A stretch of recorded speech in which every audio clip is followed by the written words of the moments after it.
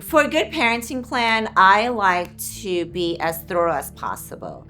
So I like to be very clear and account for every hour and every day of the week, and including holidays. The goal is that the parents can be flexible, they can co-parent amicably, and they never have to use the court order. However, if there's a dispute, we want very clear and defined terms on who gets the children on which day of the week.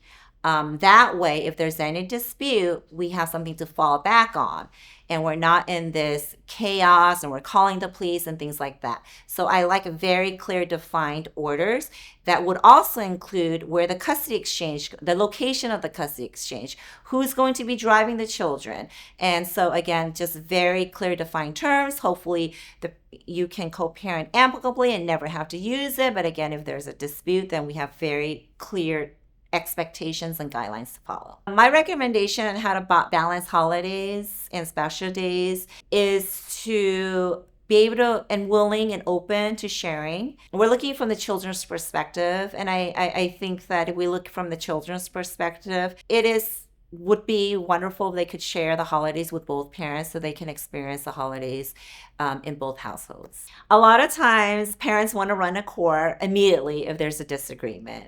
We like to encourage parents to be understanding, to be able to co-parent, to be flexible, and to be amicable. If there is a disagreement, we often recommend that parents try to work it out, be able to, sometimes there's co-parenting coaches and mediation, but of course the courts are always there. There's a disagreement that can't be overcome. I often recommend a very detailed parenting plan because if there's ever a dispute, you have guidelines to follow. The goal is that you can co-parent together and be very flexible because things are always changing, needs are always changing, family dynamics are always changing, our schedules are always changing.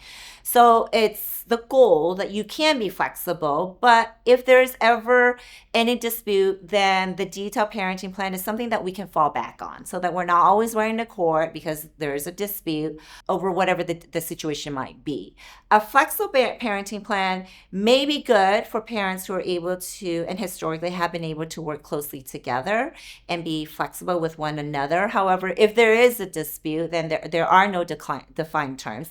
Then oftentimes we do see that then we have to go to court and file a new motion to have that dispute resolved. If you have any questions about how to create a strong parenting plan, contact us and we'll love to be able to help you.